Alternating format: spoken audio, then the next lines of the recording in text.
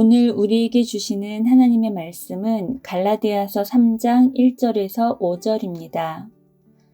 어리석도다 갈라디아 사람들아, 예수 그리스도께서 십자가에 못 박히신 것이 너희 눈앞에 밝히 보이거늘 누가 너희를 꾀더냐?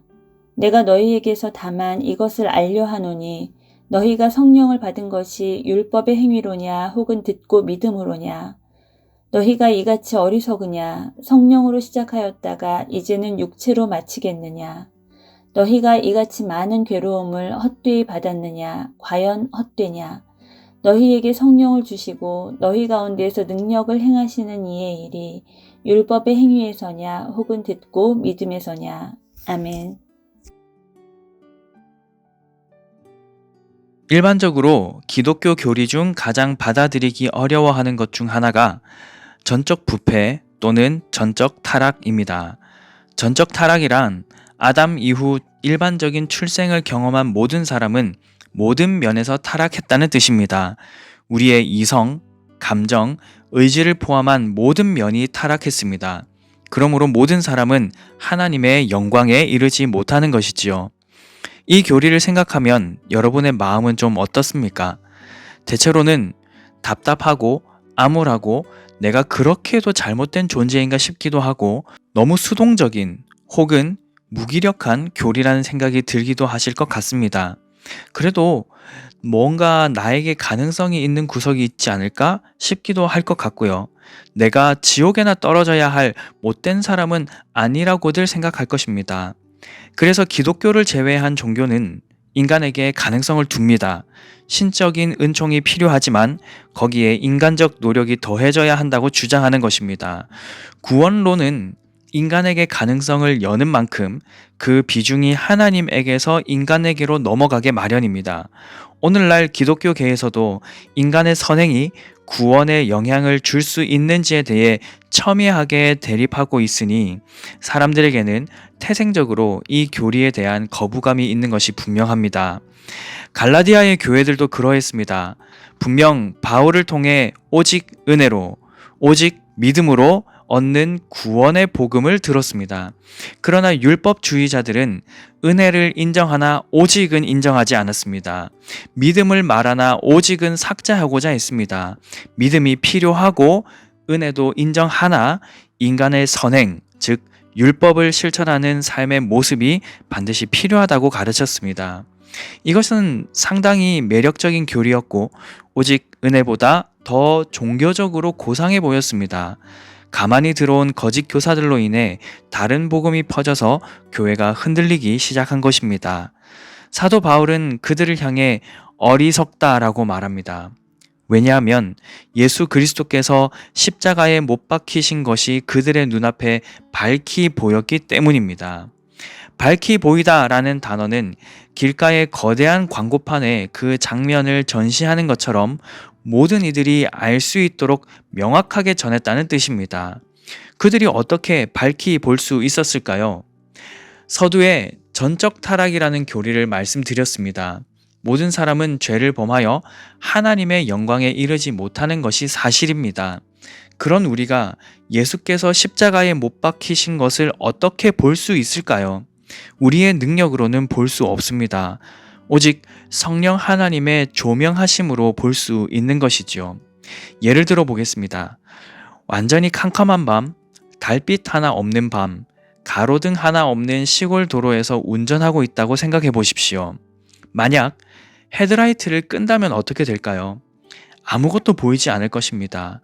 보이지 않으니 그 길을 달릴 수 없습니다. 계속 달렸다간 분명 큰 사고가 날 것입니다. 우리의 인생이 그렇습니다. 모든 사람이 죄를 범하였기에 하나님의 영광에 이르지 못합니다. 성령께서 비춰주시지 않으신다면 우리는 구원을 볼 수조차 없는 자들이지요. 구원에 있어서 전적으로 무지하고 전적으로 무능하며 전적으로 무력한 존재들입니다. 완전히 비참해진 죄인입니다. 전적으로 비참해진 죄인이 어떻게 믿음을 가질 수 있습니까? 5절에서 말씀하고 있는 것처럼 들음에서 믿음이 납니다. 좀 더 구체적으로는 로마서 10장 17절의 말씀처럼 그리스도의 말씀을 들음으로 믿음이 납니다. 바울이 말씀을 전하였고 그들은 들었습니다. 그러나 그들의 귀로 들어서 믿음이 그냥 생기지는 않습니다.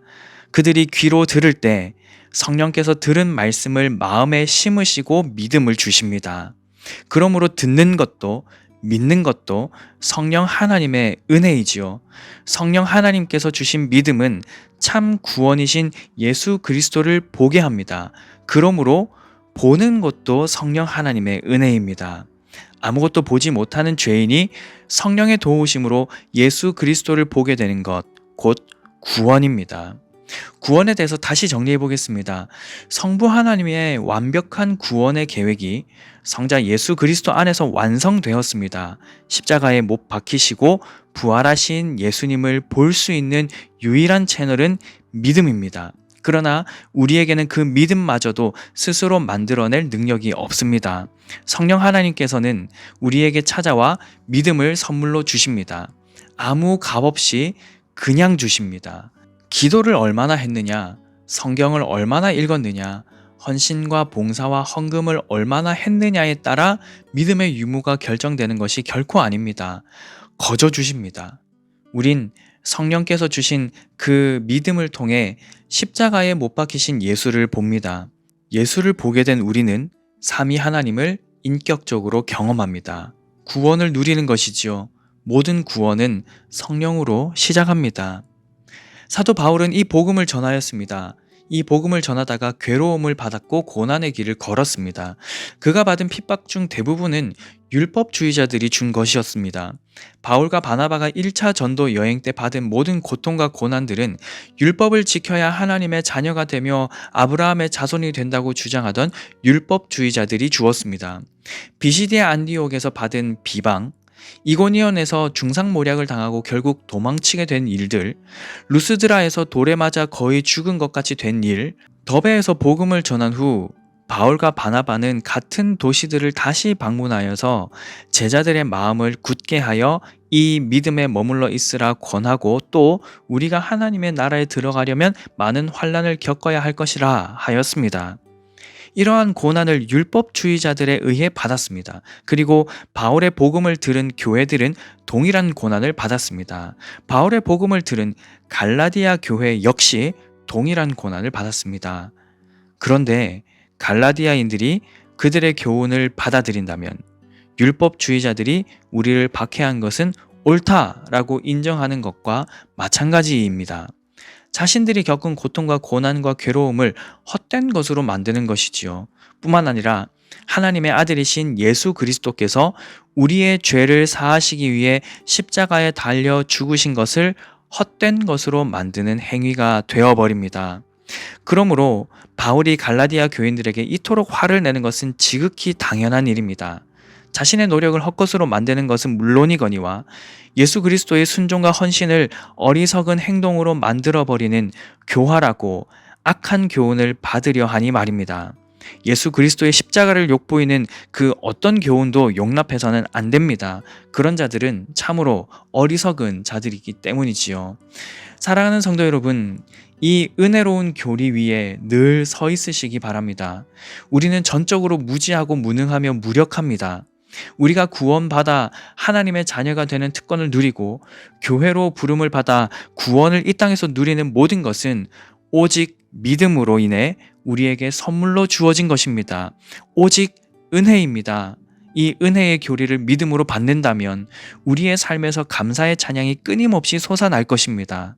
갑작스런 폭우로 인해 잠시 불어난 물은 시간이 지나면 사라지지만 솟아나는 샘물은 계속해서 흘러넘칩니다. 우리의 노력으로 만들어낸 기쁨은 금세 사라지지만 믿음으로 말미암아 얻은 구원의 기쁨은 끊임없이 흘러넘칩니다. 물론 헌신과 헌금, 봉사와 섬김에 힘을 내십시오. 말씀을 읽고 듣고 배우는 일과 기도하는 일에도 힘을 내십시오. 그러나 그런 모든 행위의 목적이 나의 힘으로 구원을 더 영광스럽게 만드는 것이 아님을 기억하십시오. 우리의 행위는 놀라운 은혜를 주신 하나님께 대한 감사의 표현이어야 합니다. 여기에는 교만이 설 자리가 없습니다. 나 자신이 설 자리도 없습니다. 우리는 철저히 감춰지고 우리를 구원하신 주님의 이름만이 드러나야 합니다. 우리가 주님만 드러내려 할 때 주님은 우리를 또한 영화롭게 하시지요. 그러므로 어리석은 자들의 길에 서지 마시기 바랍니다. 성령 하나님께서 주신 믿음 위에 굳게 서서 하나님 아버지와 그 아들 예수 그리스도로 말미암아 기쁨과 만족을 누리며 살아가는 우리 모두가 되길 삼위 하나님의 이름으로 간절히 축복합니다. 오늘 아침에 함께 기도하실 기도 제목입니다. 먼저 말씀을 기억하며 이렇게 기도하겠습니다.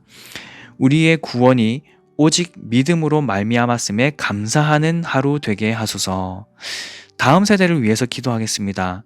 서문의 다음 세대가 이 세대를 본받지 않고 예수 그리스도를 본받게 하소서.